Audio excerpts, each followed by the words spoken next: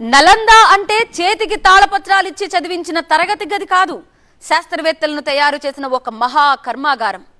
800 ఏళ్ల పాటు భారత విజ్ఞానాన్ని ప్రపంచానికి చాటిన ఆనాటి నలంద వర్సిటీ 600 ఏళ్ల పాటు అడ్రస్ లేకుండా పోయింది. తిరిగి ఇన్నాళ్లకు నలంద పేరుతో విశ్వవిద్యాలయం రూపుదిద్దుకుంది. నలంద గొప్పతనం ఏంటి? క్యాంపస్ ప్రారంభోత్సవానికి 17 దేశాలు ఎందుకు కదిలొచ్చాయి?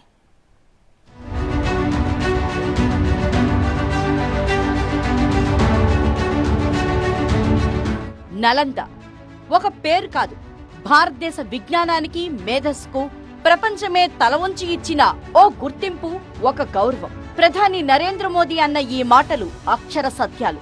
భూత భవిష్యత్ కాలానికి నలంద విశ్వవిద్యాలయం ఓ వారధి. బీహార్లోని రాజ్గిర్లో ప్రధాని నరేంద్ర మోదీ నలంద విశ్వవిద్యాలయ కొత్త క్యాంపస్ ప్రారంభిస్తున్న వేళ ఏకంగా 17 దేశాల ప్రతినిధులు హాజరయ్యారు. Australia, New Zealand, Mauritius, Portugal, Singapore, south Korea, China ఈ దేశాలన్నీ నలంద గొప్పతనాన్ని అంగీకరించినవి. ఒకప్పుడు ప్రపంచం నలుమూలల నుంచి వచ్చిన విద్యార్థులతో 800 ఏళ్ల పాటు నిరాటంకంగా జ్ఞానాన్ని ప్రసాదించిన నలంద యూనివర్సిటీ ఖల్జీ దురాక్రమణ కారణంగా ఈ మహా విశ్వవిద్యాలయం చిరునామా సైతం గల్లంతైంది. అలాంటి యూనివర్సిటీని పునర్నిర్మించి ఇప్పుడు కొత్త క్యాంపస్ ప్రారంభమయ్యేలా కృషి చేశారు ప్రధాని నరేంద్ర మోదీ. एक पहचान है, एक सम्मान है। नालंदा एक मूल्य है, नालंदा एक मंत्र है, गौरव है, गाथा है। नालंदा है उद्घोष इस सत्य का कि आग की लपटों में ज्ञान को नहीं मिटा सकता। नालंदा के ध्वंस ने भारत को अंधकार से भर दिया। अब इसकी पुनर्स्थापना भारत के स्वर्णिम युग की शुरुआत करने जा रहा है.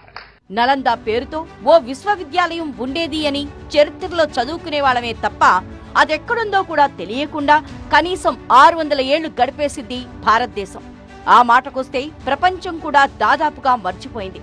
800 ఏళ్ల పాటు ప్రపంచానికే గొప్ప జ్ఞానాన్ని నేర్పి ఎంతో మంది శాస్త్రవేత్తల్ని తయారు చేసిన నలంద 600 ఏళ్ల పాటు కనుమరుగైంది అంటే ఎంతటి దాడి జరిగిందో, ఎంతటి దురాక్రమణకు గురైందో ఊహించుకోవచ్చు. నలంద చుట్టుపక్కల ఉండే కనీసం 200 గ్రామాలని సైతం ఖల్జీ సేన వశపరుచుకుని నలంద ఆచూకీనే లేకుండా చేసింది. 100 ఏళ్ల పాటు నలందను వెతుక్కుంటూ వచ్చిన వారే లేరు. అంతలా నాశనం చేశాడు ఖల్జీ. 1812లో స్కాట్లాండ్ కు చెందిన ఆర్కియాలజిస్ట్ బీహార్లో తవ్వకాలు జరిపి ఇదే నలంద యూనివర్సిటీ అని చెప్పే వరకు ఈ ప్రపంచానికి దాని చిరునామా కూడా తెలీదు.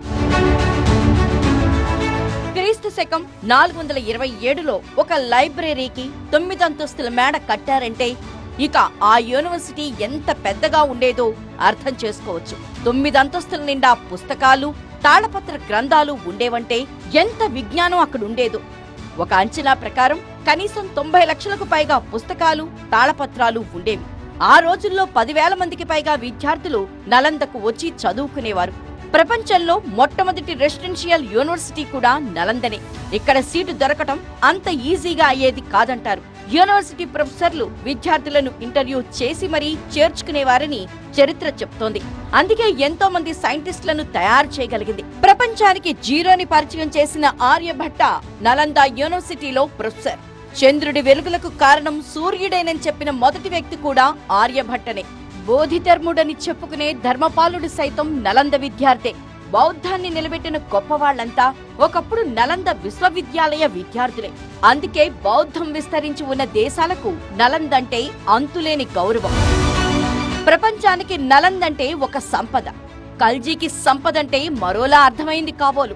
ఒక యూనివర్సిటీపై చరిత్ర కనీ విని ఎరగని అతిపెద్ద దండయాత్రకు దిగాడు. ఇక్కడ చదువుకుంటున్న విద్యార్థులను ఊచకోత కోశాడనేది కొందరి వాదన. అంతటితో ఆగకుండా 9 అంతస్తుల లైబ్రరీలోని పుస్తకాలకు నిప్పు పెడితే ఆ మంటలు కొన్ని రోజుల పాటు మండుతూనే ఉన్నాయని చెప్పుకునేవారు. ప్రాణభయంతో పరుగులు తీసిన విద్యార్థులు చేతికందినన్ని పుస్తకాలను తీసుకుని తలా ఓ దిక్కుకు పారిపోయారు.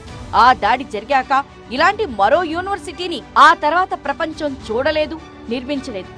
నలందపై ఖల్జీ దండయాత్రకు కారణం ఏంటి అనేది ఎవరూ చెప్పలేకపోతున్నారు. విజ్ఞానంలో తమకు ఎవరూ పోటీ ఉండకూడదన్న ఉద్దేశంతో చేసిన నాశనంగా కొందరు వాదిస్తూ ఉంటే, బౌద్ధ మతాన్ని లేకుండా చేయటానికి సాగించిన వినాశనంగా మరికొందరు వాదిస్తున్నారు. కానీ వాస్తవం ఏంటంటే, ఆ కాలంలోనే అన్ని మతాలు సంప్రదాయాల వాళ్ళు కలిసిమెలిసి చదువుకున్న విశ్వవిద్యాలయం ఇది. ఆఫ్ఘన్ సంప్రదాయం, థాయ్ సంప్రదాయం, పాశ్చాత్యులు, బౌద్ధులు, హిందువులు ఇలా ప్రతి ఒక్కరికి చదువుకునే అవకాశం కల్పించింది నలంద. నలంద యూనివర్సిటీ పూర్వ వైభవం కోసం తహతహలాడిన వ్యక్తి డాక్టర్ అబ్దుల్ కలాం.